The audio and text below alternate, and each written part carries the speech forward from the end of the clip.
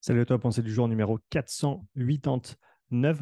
Aujourd'hui, on va parler mitochondries et protéines de découplage. Il y a quelques semaines de ça, j'ai enregistré un podcast avec Vincent Foulonneau. Je te mets le lien juste ici et je t'invite à aller écouter cet échange qu'on a eu avec Vincent.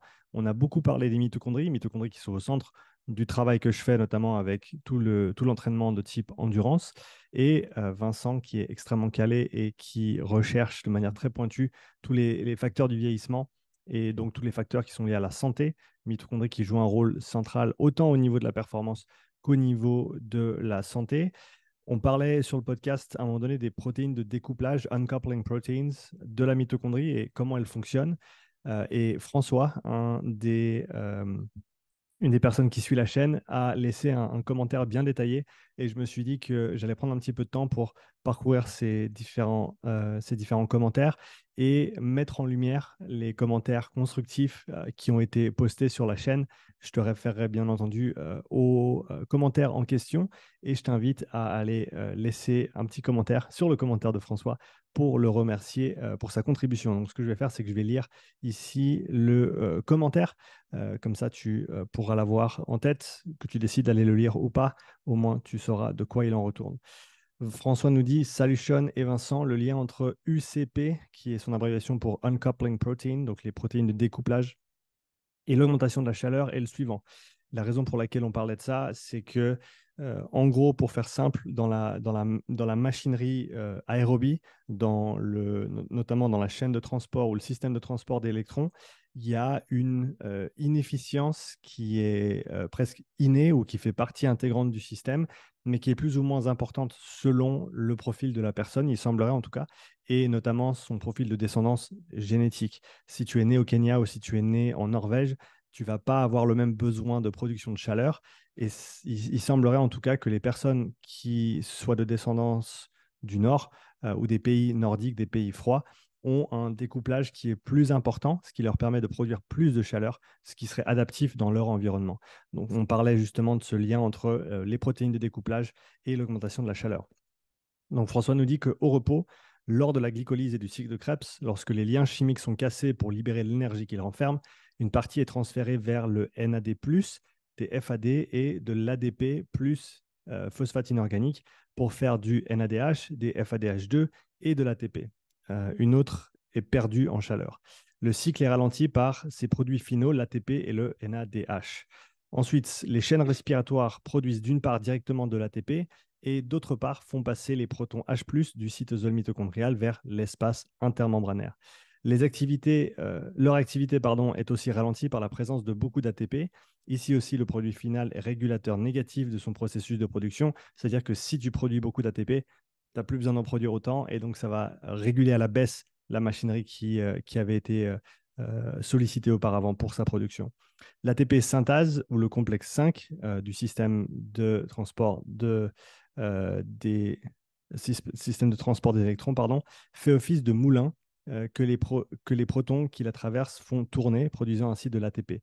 12 H+ traversant l'ATP synthase égale 1 tour égale 1 ATP produit. Et ça, j'avais déjà utilisé cette analogie du moulin pour illustrer comment fonctionne ce complexe 5. Les protons traversent le complexe dans ce sens grâce au gradient entre l'espace intermembranaire riche en H+ et le cytosol de la mitochondrie, plus pauvre en H+.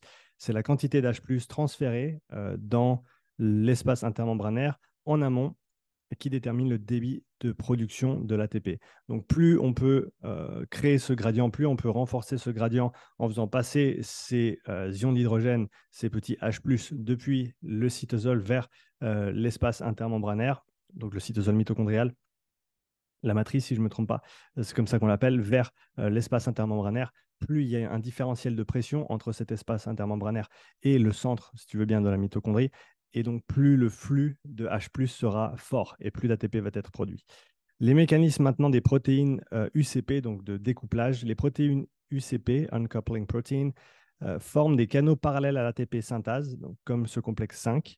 Et ce que je ferais, c'est que je te mettrai le système de transport d'électrons à l'écran ici. Ils permettent au H+ de l'espace intermembranaire de retourner dans le cytosol de la mitochondrie, donc sans produire d'ATP par cette étape. C'est comme s'il y avait un tuyau pour se libérer un petit peu de la pression de ce gradient sans nécessairement passer par la case production d'ATP. Les conséquences sont moins d'ATP qui est produit, donc le ratio ADP-ATP qui augmente. Le cycle de Krebs et les chaînes respiratoires ne sont plus inhibés par la présence abondante d'ATP. Le cycle tourne à plein régime et de l'énergie sous forme de chaleur est libérée à un rythme bien plus important qu'au repos.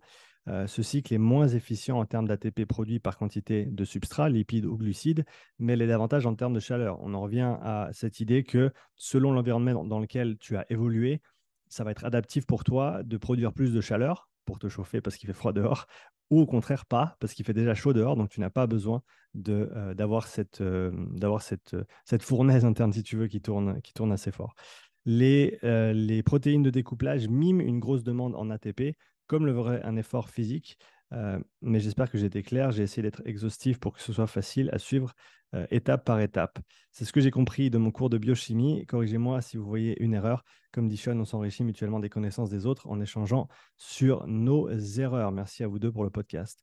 Bah, écoute, merci à toi, François, pour cette contribution via les commentaires. Encore une fois, je te rappelle, l'idée ici, c'était de mettre en lumière un commentaire qui était constructif, que j'ai vu sur la chaîne. Il y en a d'autres, donc je vais faire d'autres pensées du jour dans cette veine-là. Si ce genre de contenu te plaît, n'hésite surtout pas à le mettre en commentaire. Je pense que c'est bien aussi de laisser la parole aux personnes qui font partie de la communauté et qui prennent du temps pour répondre de manière constructive et complète. Donc voilà, je t'encourage encore une fois à aller regarder ce podcast qu'on a fait avec Vincent, si tu ne l'as pas déjà fait, à aller liker au grand minimum et peut-être même répondre aux commentaires de François, que je te mettrai directement en lien sous cette vidéo. En tout cas, merci pour ton attention. Je te souhaite une belle fin de journée et je te dis à bientôt pour la nouvelle pensée du jour. Ciao.